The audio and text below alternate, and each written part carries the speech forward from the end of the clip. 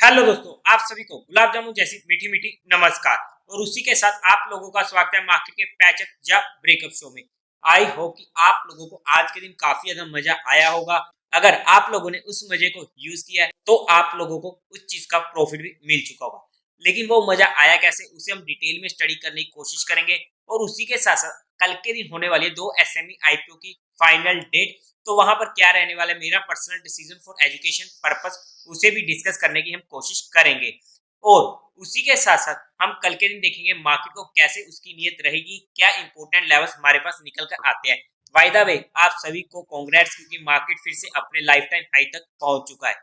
अब अगर हम सबसे पहले आज के दिन का एफआईआई और डीआई डाटा चेकआउट करते हैं, तो एफआईआई ने 2070 करोड़ की बाइंग करी है, वहीं पर डीआईआई ने 4800 करोड़ की बाइंग करी है। नेट में बाइंग का फिगर अमेजिंग फिगर होने वाला है, जो हमारे लिए और मार्केट के लिए पॉजिटिव रहने वाला है। जैसी एफआईआई बाइंग करने पर आए, मार्केट अपने लाइफ टाइम हाई तक पहुंच चुकी है, जो हमारे लिए एक इंपॉर्टेंट पॉइंट होगा नोट करने के लिए। बिकॉज अगर मार्केट को अपने लाइफ टाइम हाई तक जाना है तो एफआईआई का इंपॉर्टेंट रोल आ जाता है, जिस बात को नकारा नहीं जा सकता है।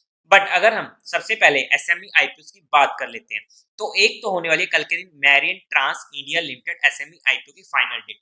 अगर मैं इसमें अपने पर्सनल एंड फाइनल डिसीजन की बात करूं तो मैं इस आईपीओ को इजीली अवॉइड करने वाला हूं। देखो, क्योंकि यहाँ पर मार्केट का मूड माहौल, आईपीओ मार्केट का मूड माहौल काफी ज्यादा जबरदस्त चल रहा है। तो ऐसे में अगर कोई भी आईपीओ अच्छा ओपन हो जाता है तो उसके बारे में हम कुछ नहीं कह सकते, क्योंकि जब मार्केट का मूड माहौल बिगड़ा हुआ होता है तब वहां पर अच्छे आईपीओ की भी अच्छे से पिटाई हो जाती है। और वैसे जब आईपीओ का मूड माहौल और मार्केट का मूड माहौल सुधरा हुआ हो, वहां पर बुरे आईपीओ की भी अच्छी खासी ओपनिंग हो जाती है।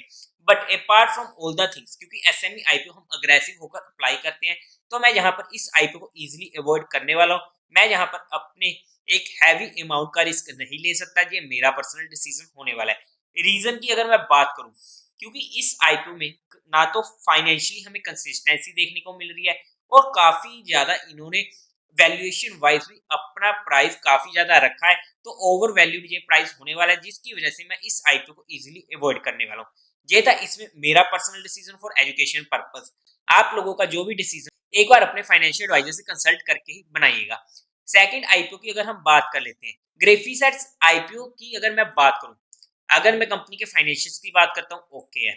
अगर मैं कंपनी के काम की बात करता हूं, ओके है। गवर्नमेंट की तरफ से भी इन्हें काफी ज्यादा काम दिया जाता है, जो हमारे लिए पॉजिटिव पॉइंट हो जाता है। बट अगर मैं इसमें वैल्यूएशन की वाइज बात करूं, तो वहां पर वैल्यूएशन वाइज मुझे हल्की सी फिर से ओवर वैल्यूड ये होने वाला है, जिसकी वजह से जहां पर भी मेरा थोड़ा सा इंटरेस्ट कम हो जाता है। अभी मैं जीएमपी वगैरह किसी की भी बात नहीं कर रहा हूँ। बट अगर मैं उसी के साथ साथ इंपोर्टेंट करूं कि मुझे ये आईपीओ अप्लाई करना है या नहीं करना है, तो वहां पर being and highly aggressive only. देखो, बीइंग एंड अग्रेसिव होकर जो हम एसएमई आईपीओ अप्लाई करते हैं, तो मैं वहां पर इसे अप्लाई नहीं करने वाला हूँ। But being and highly aggressive होकर अगर मुझे एचएनआई कैटेगरी में मिनिमम टू मिनिमम 100x का सब्सक्रिप्शन देखने को मिल जाता है, तो मैं वहां पर इस आईपीओ को अप्लाई कर सकता हूं, सिर्फ कुछ नामों से अपने रिस्क रिवॉर्ड को देखते हुए कि अगर बाय चांस इस आईपीओ की हल्की फुल्की लिस्टिंग लॉस या फिर कोस्ट टू कोस्ट में भी खुल जाए, तो वहां पर मुझे ज्यादा दिक्कत ना हो, तो उस बेसिस पर मैं इस आईपीओ को अप्लाई करूंगा। बट अगर एचएनआई की तरफ से मिनिमम 100x का सब्सक्रिप्शन देखने को मिल जाता है, बीइंग एंड हाईली अग्रेसिव होकर ही ये मेरा पर्सनल डिसीजन इसमें होने वाला है। आप लोगों का जो भी डिसीजन हो, एक बार अपने फाइनेंशियल एडवाइजर से और अपने रिस्क रिवार्ड रेशियो को मेंटेन करते ही बनाइएगा। अगर हम दोनों आईपीओ की बात कर लेते हैं जीएमपी की, तो यहाँ पर मैरिन ट्रांस में हमें सिर्फ 11% का जीएमपी देखने को मिल रहा है, और ग्राफिसाइड्स में अभी तक जीएमपी में कोई भी काम नहीं हो रहा है, मतलब कि अभी तक इसमें हमें कोई भी डिमांड देखने को नहीं मिली है। तो इन दोनों एसएमई आईपीओ में ये मेरा पर्सनल डिसीजन होने वाला था, जो मैंने आप लोगों के साथ एजुकेशन और लर्निंग पर्सपेक्टिव डिस्कस किया है। उसी के साथ साथ अगर हम आज के मार्केट की बात कर लेते हैं, तो सबसे पहले हमारी क्या बात हुई थी, ये फ्लैट बेस पैटर्न मैंने आपको बार बार बताया था कि जब भी किसी भी साइड तोड़ेगा, हमें ऊपर की साइड मिनिमम 1:2 का रिस्क रिवॉर्ड रेशियो मिल सकता है। और अब आप खुद देख लो, जहां पर हमें कितना एटलीस्ट 1:4 का रिस्क रिवॉर्ड रेशियो मिल चुका है। मार्केट सीधा 19,900 से 20,700 के पास पहुंच चुका है, जो एक जबरदस्त फिगर हमारे पास आ जाता है। अगर हमने इस रेंज को यूज किया है, तो हमारे लिए एक अच्छा वहां पर मुनाफा और एक अच्छा हमारे पास रिस्क रिवॉर्ड रेशियो पर और उसी के साथ साथ प्राइस वॉल्यूम एक्शन को स्टडी करने का जो परफेक्ट टाइम था।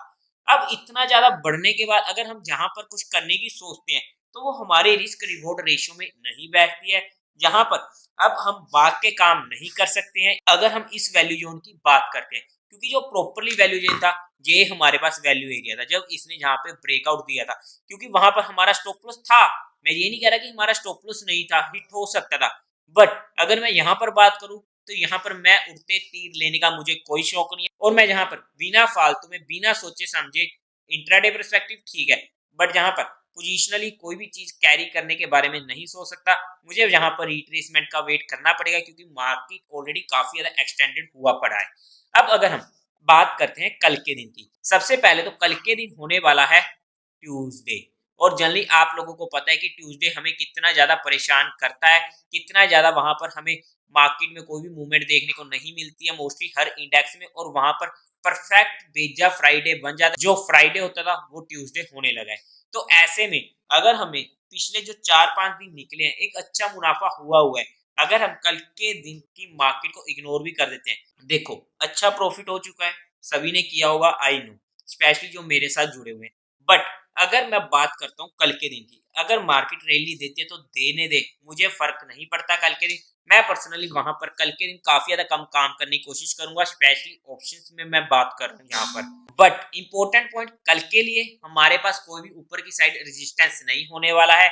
जैसा कि आप सभी को मालूम है कि मार्केट नए लाइफ टाइम हाई पर है और कहां पर अपना इंपॉर्टेंट रेजिस्टेंस बनाएगी उसका हम कुछ नहीं कर सकते।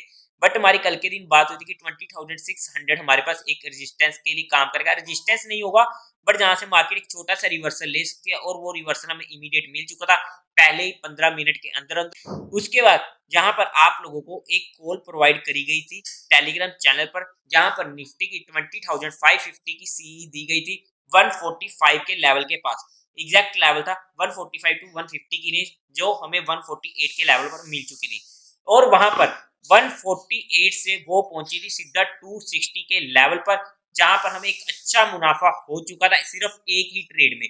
अगर आप लोगों ने टेलीग्राम चैनल ज्वाइन नहीं किया तो डिस्क्रिप्शन में आपको लिंक मिल जाएगा, और उसी के साथ वहीं पर ही मेरा भी पर्सनल वहां पर लिंक मिल जाएगा, जहां से आप मुझे टेलीग्राम पे डायरेक्ट मैसेज करते हो। अगर आपको कोई भी दिक्कत आती है तो वहां पर आपकी सारी प्रॉब्लम्स को सॉल्व करने की कोशिश की जाएगी। उसी के साथ साथ आपको डिस्क्रिप्शन में म्यूचुअल फंड के रिगार्डिंग और साथ ही साथ इंश्योरेंस सेगमेंट में कोई भी हेल्प चाहिए, कोई भी क्वेरी हो, या आप चाहते हो कि हम आपका पैसा मैनेज करने में आपकी हेल्प करें, तो मेरा नंबर मिल जाएगा, आप मुझसे डायरेक्ट कांटेक्ट कर सकते हैं। आपकी क्वेरी को जल्दी से जल्दी सॉल्व करने की कोशिश कर दी जाएगी। अब अगर हम बात करते हैं कल के दिन प्रॉपर्ली मार्केट की, इमीडिएट अगर हम रेजिस्टेंस की बात करते हैं तो हमारे पास ऊपर की साइड कोई भी रेजिस्टेंस नहीं होने वाला है, इस पॉइंट को तो हमें समझना पड़ेगा। बट अगर मैं सपोर्ट की बात करूं इमीडिएट, तो हमारे पास जो इमीडिएट मेजर सपोर्ट रहेगी वो तो रहेगी 20,500 के लेवल की। अगर कल के मार्केट 20,500 तक हमें देखने को मिलती है तो वहां पर हम एक बार के लिए कॉल अटेम्प्ट कर सकते हैं सिर्फ एक छोटे से स्टॉप लॉस के साथ। अगर मार्केट 20,500 के नीचे सस्टेन करना शुरू करते तभी वहां पर हम इंट्राडे पर्सपेक्टिव शॉर्टिंग के बारे में सोचेंगे। अदरवाइज मैं वहां पर थोड़ा सा शॉर्टिंग की साइड नहीं होने वाला हूं जब तक मार्केट इस लेवल के नीचे सस्टेन नहीं करती है। बट अगर कहीं पर भी सेटअप बनता हुआ कोई इंपॉर्टेंट कॉल या पुट हमें देखने को मिलती है तो मैं आप लोगों को टेलीग्राम चैनल पर अपडेट कर दूंगा। और उसी के साथ साथ जितनी भी चीजें हमारी यहाँ पर डिस्कस हुई हैं वो सिर्फ एजुकेशन लर्निंग और केस स्टडी पर्सपेक्टिव हुई है, जहां पर किसी भी तरीके कोई भी इन्वेस्टमेंट टिप या एडवाइस नहीं दी गई है। फिर भी अगर आप लोगों को इन्वेस्टमेंट या ट्रेडिंग करनी तो एक बार अपने फाइनेंशियल एडवाइजर से कंसल्ट करके कोई एक्शन करिएगा। तो देवी और सज्जन, उम्मीद है आप लोगों को ये वीडियो अच्छी लगी होगी, तो इस वीडियो को लाइक कीजिएगा, शेयर कीजिएगा और साथ ही साथ चैनल को सब्सक्राइब करें। हर हर महादेव।